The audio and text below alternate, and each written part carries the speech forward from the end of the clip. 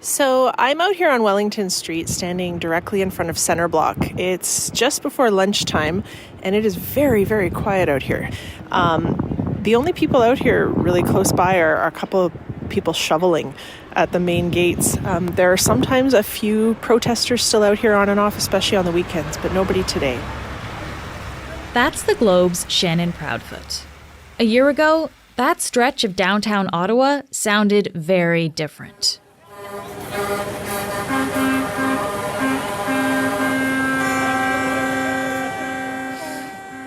A lot has changed in 12 months. The leaders of the protests, including Tamara Leach, Chris Barber, and Pat King, are awaiting trial. So are the people involved in the armed blockade at Coutts, Alberta. But are we any closer to understanding why so many people joined the protests in the first place? Shannon has been talking to some of them.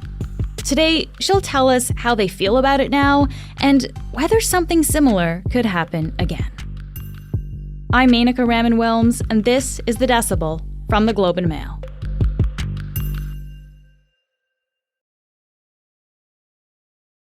Shannon, thank you so much for joining me. It's great to have you on the podcast. Yeah, thanks for having me. So it's now been a year since the convoy rolled into Ottawa. And to look back at this anniversary, Shannon, you talked to a couple of people who were there to protest. Tell me about them. Who are they and what are they like? Yeah, so I wanted to talk to sort of rank and file convoy participants, if you will, rather than the leaders that we heard a lot from at the public inquiry. So one of the people I talked to, his name is Lloyd Crow, and he's a farmer. He grows soybeans and wheat in Prince Edward County in Ontario, and he spent the whole 3 weeks here in Ottawa. And the other person I spoke to was Harold Jonker, who is a truck company owner who lives in the Niagara region, and he also came for the whole 3 weeks. Okay, so we've got Lloyd and Harold. What brought them to Ottawa in the first place? So slightly different versions of the same thing. In Lloyd's case, he and his wife Dorothy got vaccinated because they wanted to be able to visit their grandchildren in the U.S. He expressed some hesitancy or concern about the vaccines, but they did it. But he said it was sort of a principle thing. He didn't like hearing the stories. The way he put it was that these frontline workers were turned from heroes into enemies, that we had kind of lionized these people. And then all of a sudden we were sort of as a society mad at them, or his perception was that they were being punished for making a decision not to get vaccinated. And what about Harold? Why did he go to Ottawa? Now, Harold, it was a little bit different. His dad is in his early 70s and had a number of health problems. And Harold says when COVID first came around, his family said to his dad, you better be careful. You have these other health concerns. You got to watch it. And there was one day where he and his wife drove 2 hours to go visit, and they were planning to sit on the lawn while his dad sat on the porch. And at the end of the visit, he said his dad turned to him and said, "Well, when are the kids coming to visit?" And he said it the way that people tell you things that are stuck in their heads, right? And that are kind of stuck in their chests. He said, "My dad said to me, I'm 73. I know where I'm going. I need to see my grandkids." Wow. And in Harold's telling, he says, that was the moment I realized there's something wrong here. He is deeply suspicious of the vaccines and would not get vaccinated himself. And he seemed to me a little bit more invested in kind of the broader, what you might think of as sort of the belief system that animates a lot of people who participated in the convoy. What do we mean by belief Yeah, system? So there's sort of it's kind of this constellation of things that connect. So he believes that the COVID pandemic was sort of overblown. In Harold's mind, he eventually arrived at a spot where he decided none of that had to happen, that COVID wasn't that bad, that the vaccines weren't really the safe solution they were held up as, and that basically he and his dad and his family and everyone had paid too much and it should just stop. Now, I think there's another way, and he and I had a really good conversation. It wasn't adversarial. We talked for an hour and a half. It was really helpful and illuminating to kind of get to a place of understanding. And I said to him, I had a pretty rough few years too, and I had a lot of those moments I hated, but in my mind, the place I've arrived at is sometimes that's just how life is. And sometimes terrible things happen that we kind of just have to muscle through. And I said, am I understanding right that for you, kind of the real point is that none of it should have happened, none of it had to happen? And he said, yeah. And I think that seemed to me like a really significant kind of dividing point in the way you might decide to see the last few years. Yeah. I don't think I'd be amiss in assuming that some people probably don't have a lot of sympathy for how some of these convoy protesters conducted themselves for those few weeks while they were in Ottawa. But why is it important to understand these motivations that we're talking about, the motivations behind the convoy in this way? I guess what I'm asking really is why bother trying to understand this side of things? Well, to me, it means that what happened last year is not really gone. It's gone off the streets of Ottawa. That particular manifestation of it has dissipated, by force. It was that people were forced out of Ottawa. They were forced back to their cities. But a lot of the underlying factors that led to it, I don't think have really lessened at all. I feel like what is at the core of some of the convoy thinking, or much of the convoy thinking, is the idea that somehow the last 3 years or 2 years at this time last year happened only to them. And I think it's necessary to take a step back and realize that everyone's had a really brutal few years and had to give up a bunch of things they didn't want to give up, or that cost them a lot, emotionally or life-wise or whatever, and that there is real suffering attached to that. And I just would never argue for listening or understanding in only one direction, because that would be incredibly cheap and myopic. And I think, I don't know if there's a likelihood of listening or understanding on either side of this debate, if you will, but I don't know. There's just a real, as I said, sort of a real kind of blinkered narcissism at the core of some of this to me.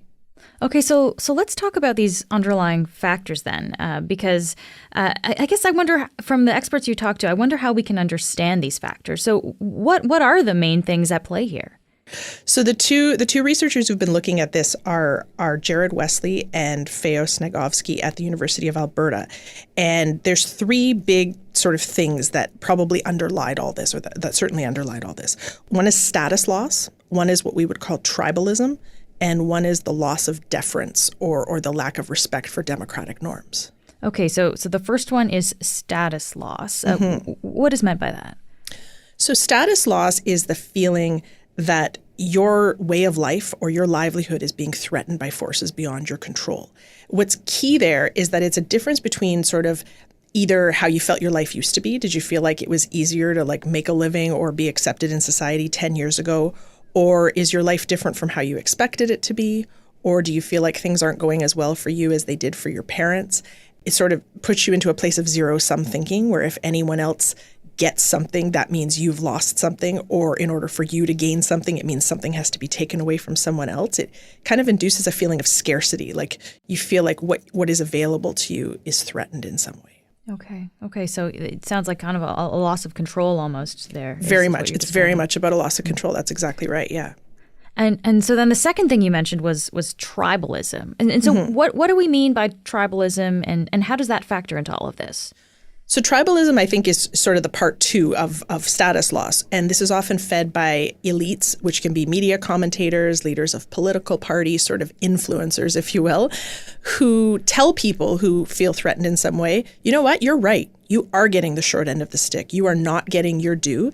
And you know what? It's not your fault. It's someone else's. And now I'm going to helpfully point out to you whose fault it is. And I think it's closely tied to that feeling of who should you blame for your feeling that you're not getting your due in life. And I'm thinking about those F. Trudeau flags that were all over the place. It sounds like Trudeau was certainly one of the figures, I guess, that was pointed to in this way.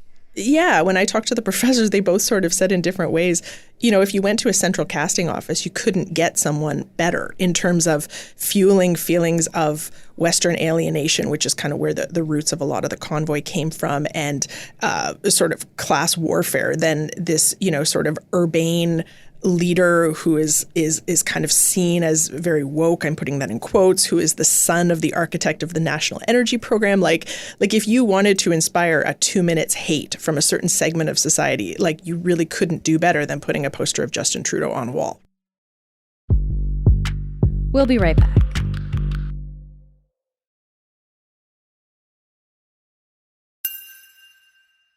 All right. And then lastly, you mentioned that some people have stopped respecting some basic democratic norms, essentially. What's an example of that? One of the things the researchers I talked about was the decline of what's called losers' consent, which means that if there's an election in Canada, say, and your party or your candidate doesn't win, there was typically a norm that we thought of as losers' consent, which is that you would accept the outcome. Like you would basically not be a sore loser in political terms. And you would think, okay, my guy didn't win, but this guy did. He's in charge. We'll try again another day. But we're seeing more and more a rise of people kind of pushing back against that, the idea of delegitimizing elections or thinking that someone who wins is not worthy of your respect or that they don't legitimately govern you. Yeah. And I'm thinking, too, of course, during the convoy, there was a sub-movement of trying to overthrow the government, essentially, and exactly. Reinstate other people to be in charge. That sounds like it kind of ties into what you're saying here. There was that sense of sort of, you're not the boss of me. Like I don't accept the rules you're laying down because I don't accept your leadership as being legitimate. In 2019, we saw a similar movement, the United We Roll movement, come into Ottawa, but it only rolled in with about 100 truckers compared to the tens of thousands of people that showed up in 2022. So what was the spark that was happening last year to make that so different? It was COVID, and it was COVID in a couple of different ways. My personal pet theory for a long time has been that we haven't paid enough attention to how much the grinding stress of COVID has affected people individually and then how that adds up to affect public life. So for tens of thousands of people, it was being very, very angry in some way about a vaccine mandate and hitting the road to Ottawa. There's also a more pragmatic thing, which is that we were in the midst of an Omicron lockdown, and a lot of people, it seems like particularly people who adhered to the convoy movement, were out of work. They couldn't work because things were shut down. And so you're in a position where, why not road trip it to Ottawa? You're not losing hours. You have nowhere else to be. Like, it's just a very practical thing. I'm struggling not to use the cliche perfect storm, but it does feel like that. Like there were a lot of things kind of conspiring at once where there were these underlying factors, and then you have the accelerant and poof, up it goes. But couldn't this still happen again? Like, people probably heard about the 2023 convoy potentially being organized in Winnipeg for February. That was called off. But isn't it possible that we could see another convoy-style protest gain widespread support in the future? I think so, in the sense that a lot of the forces that made that happen last year have not really gone anywhere. And I'm not saying that literally you would have trucks coming to Ottawa again. But if you have a small segment of the population that feels disconnected, not heard, hard done by, if you have a media ecosystem that is feeding that notion for them, if you have politicians or sort of social media figures who are telling them that they are getting a raw deal and it's not fair and it's that person's fault over there, it's not hard to imagine how it would just need another animating effect. And so what do we do about that? Like, as a society, what do we do about that alienation that underlies all of this? So one of the things that Professor Wesley suggested was this idea of, on a political level, regional caucuses that are cross-party. Because right now in Canada, we have, if we're thinking about like sort of partisan politics, we have a real regional divide where the support for the Conservatives is very Western. And so you kind of have regional divides mapping onto partisan divides, which is sort of a recipe for a lot of tension. Where basically, if you know that the guy you're across from or the person you're across from today, you're going to have to see next week and the week after and the week after, you're less likely to write them off or do really hardball negotiations or sort of, just kind of slough them off because you know you're going to have to meet with them again. And so basically he's arguing for a political and a social version of that where we have to cross paths with people and be in close proximity to people who are not like us. We have to get out of our bubbles. The hope would be, or the idea would be, that would filter up, filter down, that if we're all kind of very encamped amongst people like us and sort of inclined to see the other team as the enemy, if you kind of break down those teams and mix them up, maybe you kind of lessen some of that. But some of it too, this researcher, Professor Wesley, argues that basically we're not as polarized as we think we are. He has done lots of research where he asks people, for instance, and this is in Alberta, to plot themselves on a left-right political spectrum. And he says the bulk of people put themselves somewhere in the middle. They don't put themselves way out to the left or the right. They sort of see themselves as essentially centrist. People tell them they don't like conflict. They don't like politics as blood sport. They don't like everyone kind of trying to choke each other out and yell at each other. They actually like what he called boring stuff. They like compromise. They like politeness. So it could be that sort of we're making the mistake of chasing kind of the empty calories of clickbait and rage and online viral memes when that's not actually what people want. But we've sort of set up this kind of strange economy where if you're a political leader or, you're producing YouTube videos or whatever, you think that the way to people's hearts and minds is to generate drama and like behave like you're on some kind of unhinged reality show when that's not really what most people want. But the question is, how do you reset that cycle? Like, how do you get out of that sort of chicken and egg dilemma? Yeah, it's an interesting way to think about it. Yeah. I'd like to just finish off here, Shannon, by coming back to Lloyd and Harold. Did they tell you what happened when they finished in Ottawa and they came back home? Yeah. So when Lloyd came back home, he belongs to a large church, and he had been getting messages while he was in Ottawa, sort of from people in his church and in his community who were kind of horrified that he was there. And he's very kind of polite and kindly about it. He says, I don't blame them. Like, I know what they were seeing on the mainstream media, and it was horrible. His argument would be that that was not the reality that he saw. But then when he came back home, he said sort of the reception from his church, he wasn't sure if they were going to kick him out. It was sort of a mix of people hugging him and saying, thank you, you did good work, you were out there fighting for us, and people who were still kind of appalled that he was there. He did say that in the year since, the temperature on everything has kind of turned down a little bit. The edges have sort of softened. One of the things that Lloyd told me that really stuck out to me is when he heard the public inquiry announced, he sent them a long letter. But I said to him, what did you want them to know? Like, what did you tell them in your letter? And he said that it was the most important 3 weeks of my life. For Harold, when he left Ottawa, he said there were several kilometers of people lined up along the road in their vehicles, honking and waving. He saw his kids on the roof of his van. He was sort of greeted by this like heroes ticker tape parade. But on the other hand, he had been a part-time counselor on the West Lincoln Town Council, and they ended up voting for an investigation into his participation in the convoy, found him in breach of the code of conduct, and they suspended him without pay for 30 days and ordered him to account for and repay the monetary value of the food he'd received as gifts. He has now filed a lawsuit against them, but he also ran for re-election in October and finished third or fourth in his ward. And he was one of a number of pro-convoy, anti-vaccine candidates in the Niagara region who were defeated, who had been very public about their positioning. So I suppose there's a bit of a statement to be made there. Yeah. And so a year later, Lloyd and Harold, do they feel differently about the things that led them to be there and participate in the convoy?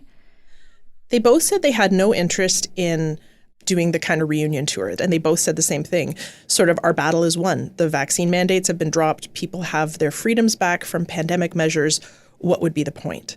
I've always thought that was kind of interesting because the protest, the convoy, was always sort of destined to succeed, right? Nobody was going to live with pandemic measures forever, but also destined to extinction. So the convoy protesters could claim success and claim that they made this happen, even though it's maybe, correlation instead of causation. But also it's kind of taken the wind out of their sails. Like, what reason would you have to do another one of those at this moment? Shannon, this was a really interesting conversation. Thank you so much for taking the time to talk to me today. Thanks for having me. It was great.